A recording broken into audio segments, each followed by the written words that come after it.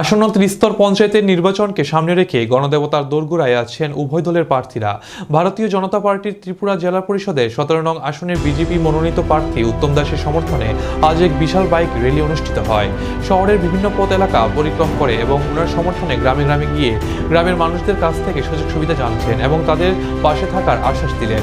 আরও বলেন, গত 5 বছরে লোকজনের সমস্যা সমাধান করে আসছে, যা কিছু বাকি আছে তা পঞ্চায়েত নির্বাচনের পর সমাধান করে দেবে বলে জানান বিজেপির এক কর্মকর্তা। বাইক র্যালি অনুষ্ঠানে উপস্থিত ছিলেন প্রার্থী উত্তম দাস, পশ্চিম ত্রিপুরা জেলার বিজেপি সভাপতি অসীম সাহা, এলাকার কর্পোরেটর বাবি দাস, অলোক রায় সহ অন্যান্যরা। ভারতবর্ষের যশস্বী প্রধানমন্ত্রী নরেন্দ্র মোদীজি ভারতবর্ষের আর্থসামাজিক উন্নয়নের জন্য যেভাবে কাজ করছেন, তো সেই কাজের নিরিখে আমরা এই ত্রিস্তর পঞ্চায়েতে গণদেবতাদের কাছে আমরা দুয়ারে দুয়ারে যাচ্ছি। আমাদের ভারতীয় জনতা পার্টির 17 নং আসনে যিনি প্রার্থী রয়েছেন উত্তম দাস, ওনার সমর্থনে আমরা গণদেবতাদের কাছে যাচ্ছি।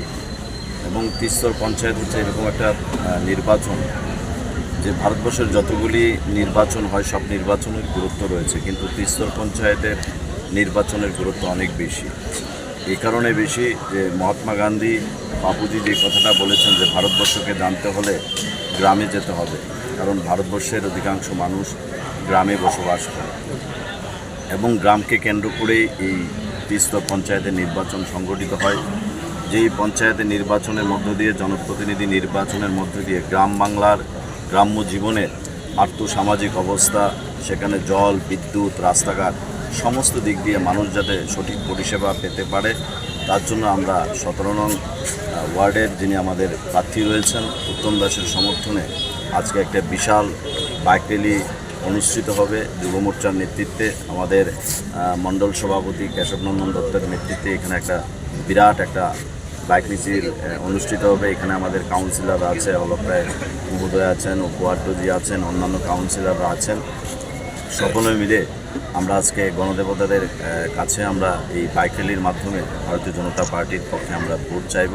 এবং ভারতীয় জনতা পার্টি ছাড়া বিকল্প কোনো রাজনৈতিক দল নেই। ত্রিপুরা রাজ্যের আমরা অনেক রাজনৈতিক দল দেখেছি, যে রাজনৈতিক দলগুলি ত্রিপুরা মানুষের আর্থসামাজিক অবস্থা নিয়ে তারা সবসময় ছিনিমিনি খেলা খেলেছে। যারা চিরাচরিত দুটো রাজনৈতিক দল ছিল, আপনারা দেখেছেন 2023 সালে তারা একত্রে লড়াই করেছে।